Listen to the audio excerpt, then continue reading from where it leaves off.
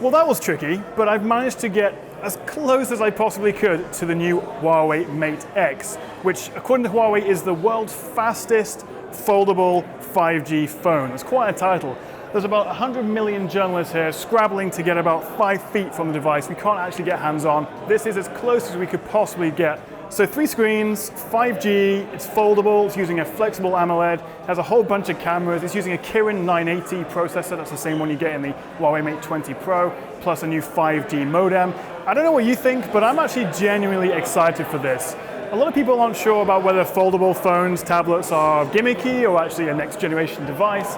But what we've seen so far from Samsung's Galaxy Fold and this new Mate X, of which personally I think looks a lot nicer, the bezels are much thinner, you have 3 screens in total, a 6.6-inch main daily driver screen that you're going to use for most of the stuff, a smaller 6.3-inch screen, 6.38-inch screen on the back, which when you're taking selfies or taking someone's photo, they can actually see what their finished photo is going to look like, which is great if you're into your photos.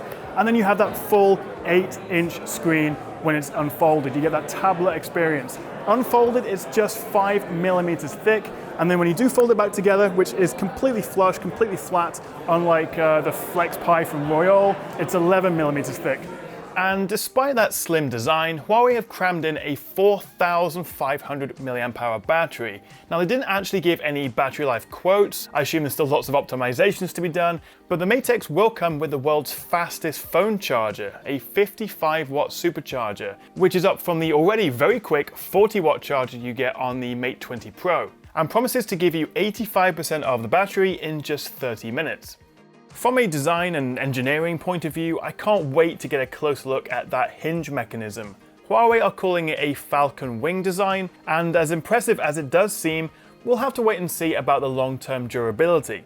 We also get a 2-in-1 fingerprint and power button on the Mate X, as well as a curved grip on the back to make it easier to use one-handed. I think Huawei have been really smart with the design, as they've put the power button, the cameras, and that rear grip all together on one edge, meaning that when you do have it opened up in tablet mode, you get a beautiful edge-to-edge screen with almost no bezels. But my first thought was, aren't those outside screens going to get scratched? But Huawei say they will be offering a Mate X cover case that's designed to protect the screens while still making it easy to unfold. So I'm genuinely really excited about the Mate X, but since it is such a different product, I wanted to get the reactions and first impressions of a few of the other guys here at this event. I see like so many phones every year and they're all kind of the same. I think that Mate X is, I'm just going to say it's probably the nicest phone that I've seen. The Galaxy Fold was cool, but just a few days later, you know, this I think is so much nicer. Actually being able to use it as a normal phone, where the Galaxy Fold has that really tiny screen on the front, will make a massive difference. Definitely one of the most exciting products that I've ever seen, and I really want to use it more, really want to hold it, really want to fold it, and yeah, just really want one. So I think the challenge for any phone manufacturer is really to be able to take that idea that might sound crazy and or gimmicky and make it practical. Do we really need a phone, a device that can switch between a phone and a tablet? One thing I'm kind of thinking about is, will this ergonomic grip be helpful? Will it be counterintuitive? Will that make this a better device or a worse device than the Samsung Galaxy Fold? Oh, I own a fair number of jackets, but I'm not as proud of that collection as I am my waistcoats. I believe that is how you say it over here, isn't it? It is, yeah. Good. Vests. Oh, just waistcoat. Okay. One syllable. What do you need? You know? I learned today that a sweater over here is called a jumper. It's a jumper, yeah. Whew. Keep expecting people to be wearing jumpsuits everywhere, which would be fun.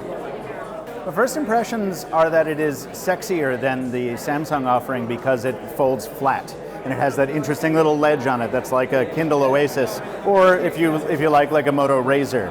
You have to be excited about foldables, or I don't understand you.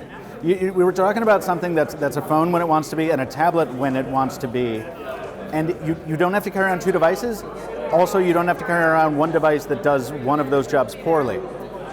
Eventually. The software is going to take a while. I mean, even with official support coming from Google in the next Android version, or maybe even the current one, it's going to be a remarkably awkward experience, I think, for the first generation or 2 of devices. And of course, then you factor in the hardware failure rate from increasing numbers of moving parts.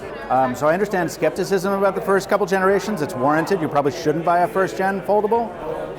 But it's going to be the future, and it's going to be an exciting future, I think. So the price is obviously going to be ridiculous. Not everyone's going to want to buy this. Not everyone's going to be convinced by the foldable design. And there are questions around the software optimization, how many apps are actually going to use that, the multitasking, how seamless it's going to be. There's a lot of questions, but for a first generation of a whole new device, it's pretty exciting, I think. But I'd love to hear what you think. Let me know what you make of the Mate X in the comments below. Hit that like and subscribe button and stay tuned, because as soon as humanly possible, I will get you guys a full review and proper test. Thanks for watching. I'll catch you next time right here on the Tech Chap.